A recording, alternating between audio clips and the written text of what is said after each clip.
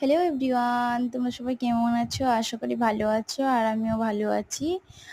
তা আজকে বৃহস্পতিবার ছিল, আমি বৃহস্পতিবারের ভিডিও এটা আমি আপলোড করতে ভুলে তা আমি ঘরদোর মুছে তো গুরু পূর্ণিমা ছিল সেদিন।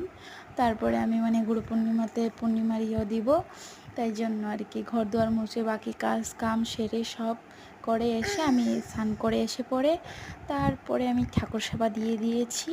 দেওয়ার পর আমি নারিকলটা কুড়িয়ে রাখবো, তা ঠাকুরের জন্য কিছু বানাবো আর কি আজকে। তারপরে আমি বসিয়ে দিয়েছি এখানে ঠাকুরের জন্য বানানোর জন্য। ঠাকুর সেবা দিয়ে তারপরে সুজি বানাবো, আজকে পুরি বানাবো আর বানাবো পায়েস। তো মাই পায়েসটা বানাবে, তা আমি সুজি আর পুরিটা বানাবো। তা আমি এখানে সুজি ভাজছিলাম, তো মা এখানে পুরিটা বেলছিল আর কি। তারপরে সুজিটা তা আমি দেখাইনি আর কি সুজিটা বানানো। তা আমি এখানে পুরিটা ভেজে নিচ্ছি। তারপরে মা পুরিটা ভাজা হয়ে গেলে তারপরে মা পায়েস বসিয়ে দিয়েছে। তারপরে দেখো আমি ক্যামেরা ধরলে সোনামা আর কি টাটা দেয়, তো টাটা দিয়েছে।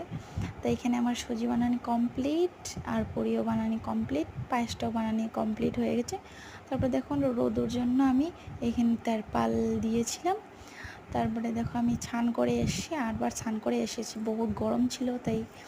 তারপরে আজকে আমি স্নান করে শাড়ি পরে নিয়েছি।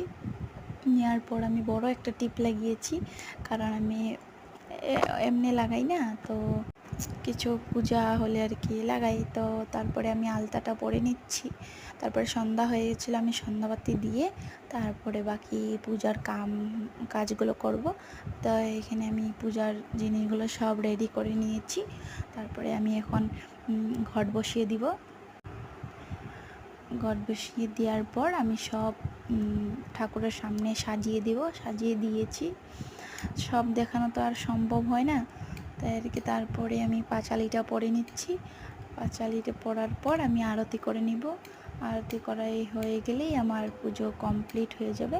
আর সবাইকে প্রসাদ দিয়ে তারপরে তো এখনের জন্য এতটুকু, বাই।